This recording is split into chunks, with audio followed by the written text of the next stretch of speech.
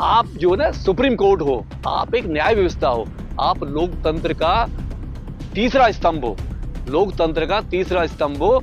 आप एक जज रहते हुए आप किसी को अपने घर पे कैसे बुला सकते हो? प्रधानमंत्री उनके घर पे कैसे जा सकते हैं? अब कल को जो डिसीजन आएंगे उसमें कैसे आप साबित करोगे?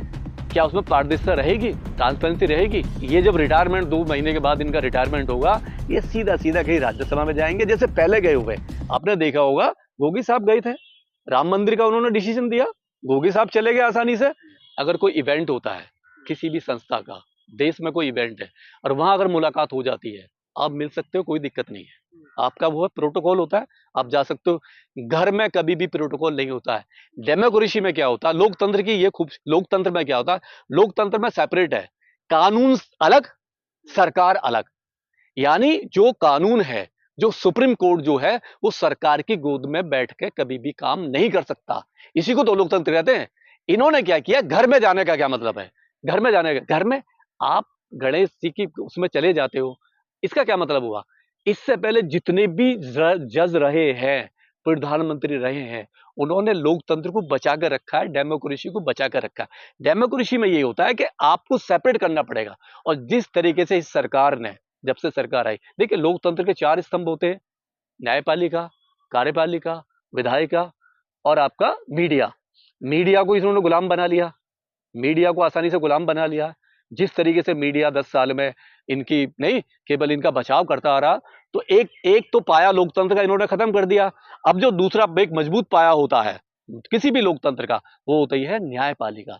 न्यायपालिका को जिस तरीके से इन्होंने कमजोर करा है हमारे मोदी साहब ने, आरएसएस की जो गवर्नमेंट है, उस तरीके से, कि अब दूसरा स्तंभ भी खत्म हो गया।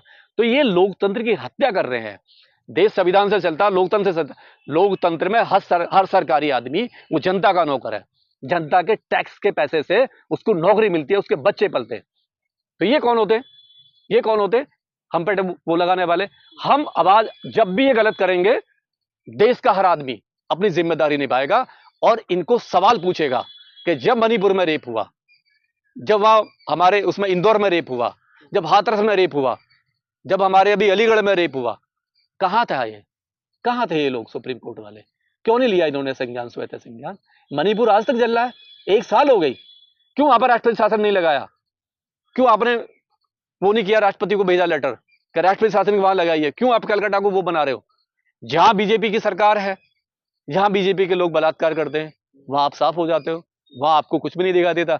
और जहां गैर बीजेपी की सरकार है और वहां में कुछ भी होता है, तो वहां सुप्रीम कोर्ट के कान खड़े हो जाते हैं। यही रवैया हम करें कि सुप्रीम कोर्ट को लोकतंत्र को बचाने के लिए निष्पक्ष रहना चाहिए।